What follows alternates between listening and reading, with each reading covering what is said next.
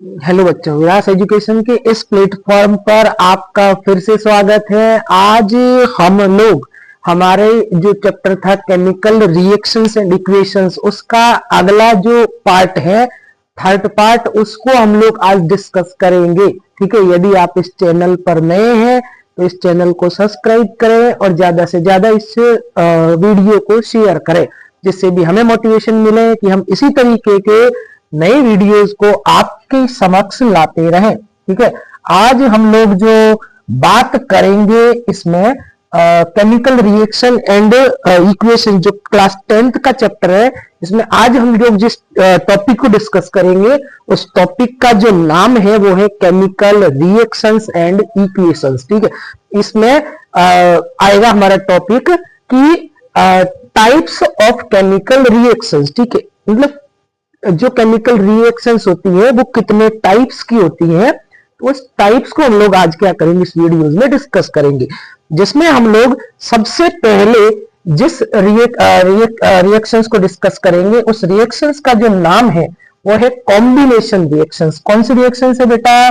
Combination reactions है। ठीक है, कॉम्बिनेशन रिएक्शंस क्या होती है, ठीक है, उसके बारे में डिस्कस करते हैं। ठीक है, तो कॉम्बिनेशन रिएक्शंस क्या होती है, इस रिएक्शंस को हम लोग और नाम से बोल सकते हैं या बता सकते हैं।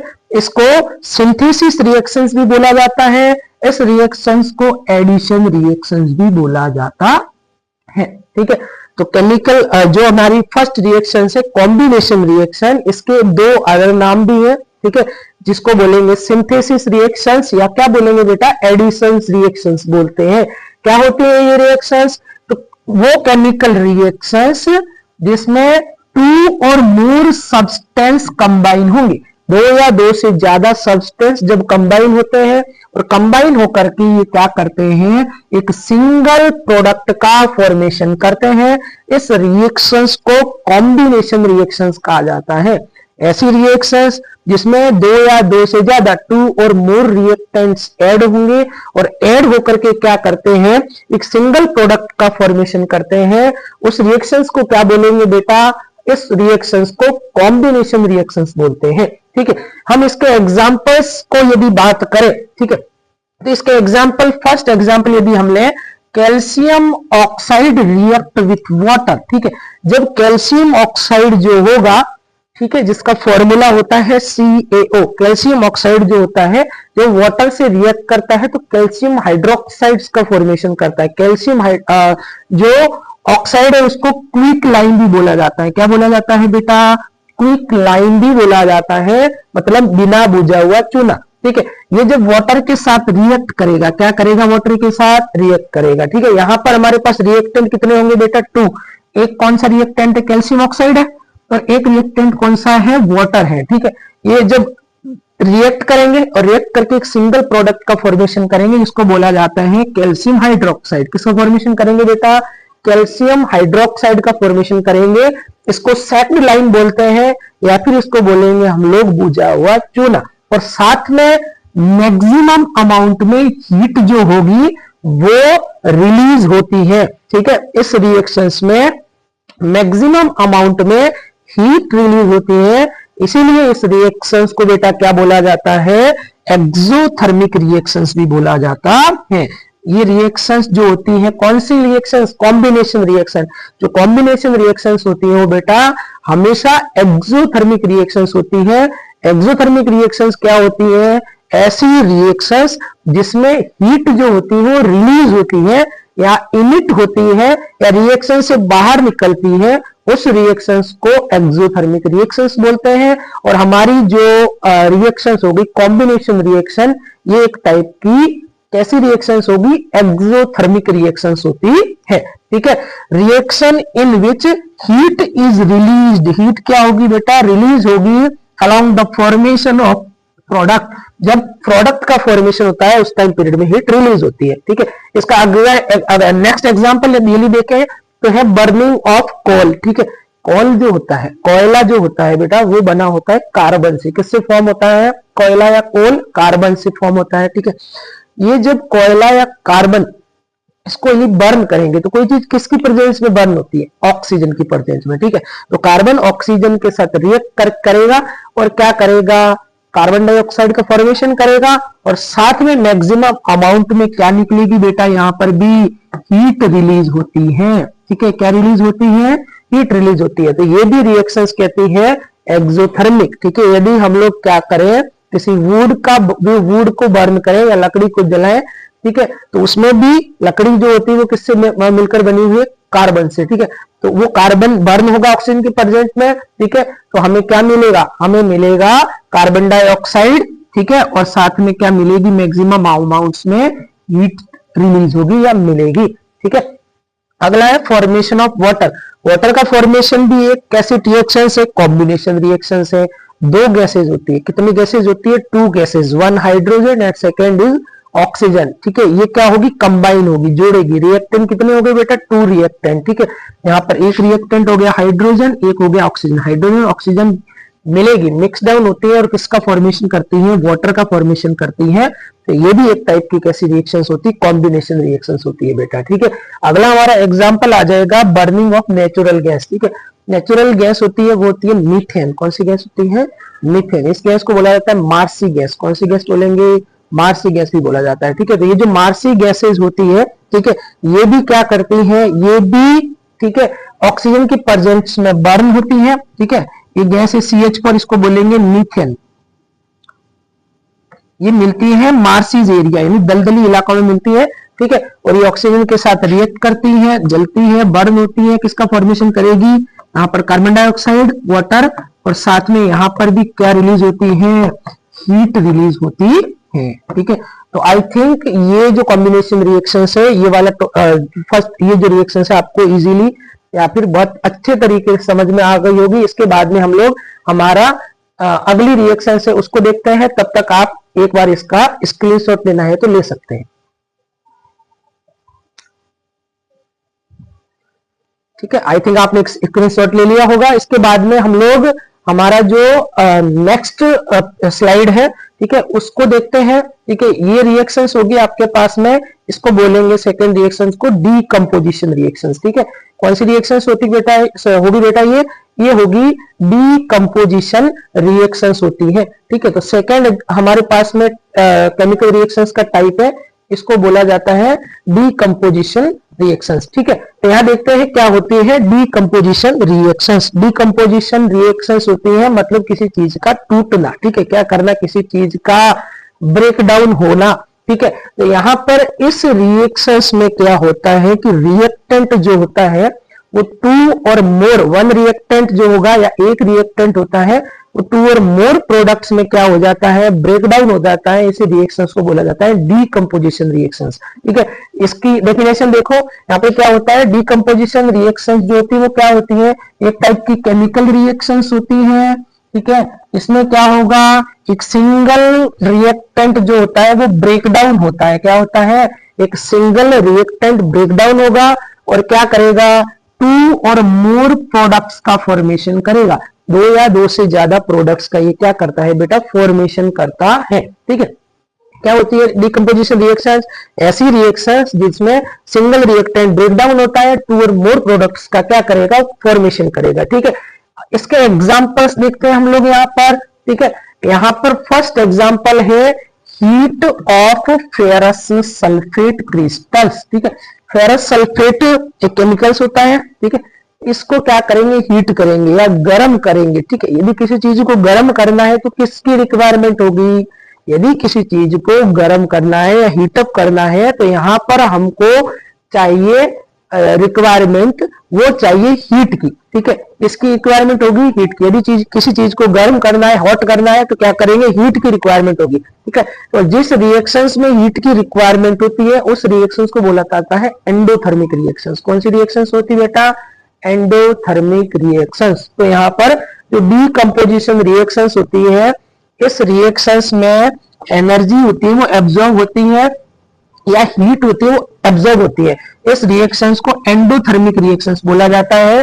तो जो डीकंपोजिशन रिएक्शंस है हमारी बेटा, ये एक टाइप की कैसी रिएक्शंस होती है, एंडोथर्मिक रिएक्शंस होती है, क्योंकि इन रिएक्शंस को प्रोसीड होने में, कंप्लीट होने में हीट की रिक्वायरमेंट होती है। ठीक है, तो हमारे पास में यहाँ पर क्या करेंगे, फेरस सल्फेट के जो क्रिस्टल्स है इसको हीट डाउन करेंगे या गर्म करेंगे। ठीक है, ये आ गया हमारे पास में फेरस सल्फेट FeSO4।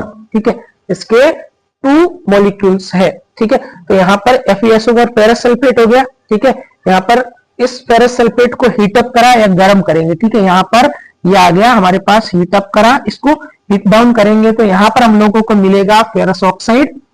ठीक है, एक प्रोडक्ट मिलेगा फेरस ऑक्साइड, यहाँ पर एक मिल जाएगा, ठीक है, सल्फर डाइऑक्साइड, एक मिलेगी गैस सल्फर ट्राइऑक्साइड। ठीक, तो यहाँ पर रिएक्टेंट कितना है बेटा, एक।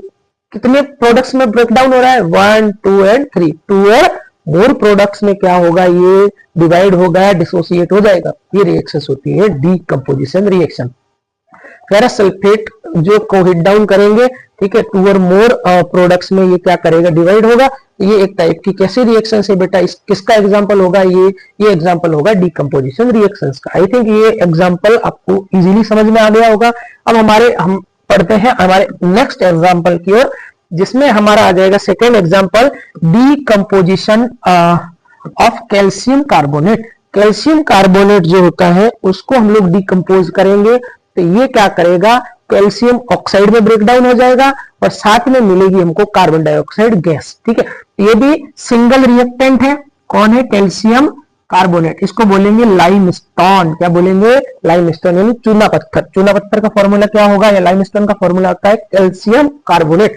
इसको हीटअप करेंगे या गर्म करेंगे, कितना रिएक्टेंट, ये सिंगल रिएक्टेंट किसमें कन्वर्ट होगा या ब्रेक डाउन होगा या टूटेगा, डिकम्पोज होगा, 2 प्रोडक्ट्स में। एक प्रोडक्ट आ गया हमारे पास में कैल्शियम ऑक्साइड, इसको क्विक लाइम बोलेंगे। ठीक है, हमने अभी पढ़ा था, ये बिना बुझा चूना हो गया और साथ में क्या हो जाएगा हमारे पास में, कार्बन डाइऑक्साइड गैस रिलीज होगी, क्योंकि यहाँ पर हीट की रिक्वायरमेंट हो रही है, मतलब हीट इस रिएक्शंस को प्रोसीड करने के लिए रिक्वायर्ड होगा। इसलिए ये रिएक्शंस जो होती है वो कैसी होती है बेटा, एंडोथर्मिक रिएक्शंस होती है। ठीक है, अगला हमारा जो एग्जांपल है, हीट ऑफ लेड नाइट्रेट। ठीक है, लेड नाइट्रेट है, इसको हीट डाउन करते हैं। ठीक है, ये बहुत ही एक अच्छी सी इसका एक प्रैक्टिकल्स भी दे रखा है क्लास 10th में। ठीक है, यदि आप लोग इन लोगों ने इस रिएक्शंस को प्रैक्टिकली फॉर्म में करके देखा होगा, तो यहाँ पर हम लोग क्या करेंगे, ठीक है, एक टेस्ट ट्यूब लेंगे, उसमें लेड नाइट्रेट को लेंगे और उसको गर्म करते जाएंगे, हीट अप करते जाएंगे। ठीक है,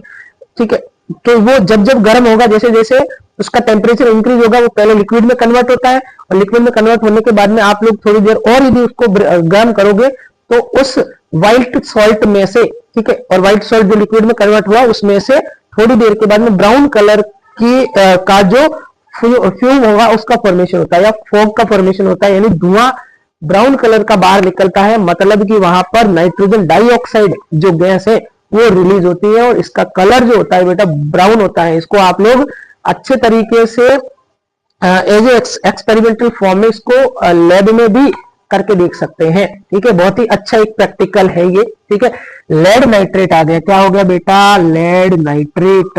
ठीक है, ये लेड नाइट्रेट है। ये लेड नाइट्रेट इसका यूज ज्यादातर एक्सप्लोजिव रिएक्शंस में भी करते हैं, मतलब ठीक है, बॉम्ब वगैरह बनाने में भी इस जो केमिकल से इसका यूज करते हैं। ठीक है, या फिर एक्सप्लोजिव कोई भी पटाखे वटाखे बनाते हैं उसमें भी इसका यूज करते हैं। ठीक है, तो ये लेड नाइट्रेट आ गया। ठीक है, लेड नाइट्रेट आ गया, इसको गर्म करेंगे। रिएक्टेंट कितना है हमारे पास में, वेन। ठीक है, हीट जो होगा उसको क्या करेंगे, हीट की प्रेजेंस में गर्म करेंगे, ये बना लेता है लेड ऑक्साइड। किसका फॉर्मेशन हो जाएगा, लेड ऑक्साइड का। साथ में क्या बनेगी, नाइट्रोजन डाइऑक्साइड, और साथ में बनती है कौन सी गैस बेटा, ऑक्सीजन गैस। ठीक है, तो ये एक एग्जांपल आ जाएगा। ठीक है, डीकंपोजिशन रिएक्शंस का। एक और डीकंपोजिशन रिएक्शंस है जिसको बोलेंगे, ठीक है, ये एग्जांपल आ जाएगा सिल्वर ब्रोमाइड। सिल्वर ब्रोमाइड है, इसको डिकम्पोज करते हैं। सिल्वर ब्रोमाइड का फॉर्मूला होता है AgBr। ठीक है, इसको सनलाइट की प्रेजेंस में यदि डिकम्पोज करेंगे, ये सिल्वर और ब्रोमाइड में क्या हो जाएगा, टूट जाएगा। ठीक है, तो ये रिएक्टेंट एक हो गया सिल्वर ब्रोमाइड, उससे 2 प्रोडक्ट बने, सिल्वर एंड ब्रोमीन गैस। ठीक है, ये आ जाएगा डीकंपोजिशन रिएक्शंस का एक और एग्जांपल। इन सब एग्जांपल्स को याद रखना है, इसमें से कोई ना कोई एग्जांपल, ठीक है, आपके बोर्ड परीक्षा में पूछा ही पूछा जाता है। ठीक है, तो इसको और इसका एक और यूज भी देख लो, ठीक है। डिकम्पोजिशन ऑफ सिल्वर ब्रोमाइड का यूज करते हैं ब्लैक एंड व्हाइट फोटोग्राफी में। इसमें करेंगे बेटा ब्लैक एंड व्हाइट फोटोग्राफी, ठीक है। ब्लैक एंड व्हाइट फोटोग्राफी जो होती है उसमें भी इस रिएक्शंस को क्या किया जाता है बेटा, यूज किया जाता है। तो ये आपको इस एग्जांपल की फॉर्म में अच्छी तरीके से याद रखना है, ठीक है। इसको रिवाइज करते रहना है, ठीक है। तो ये हमारे पास में पहली रिएक्शंस का टाइप देख लिया, कौन सी रिएक्शंस थी। फर्स्ट रिएक्शंस जो थी वो थी हमारे पास में एडिशन रिएक्शंस, ठीक है। और सेकेंड रिएक्शंस कौन सी आ जाएगी हमारे पास में, डीकंपोजिशन रिएक्शंस, ठीक है। हम लोग देखते हैं इसका थर्ड एग्जांपल, ठीक है।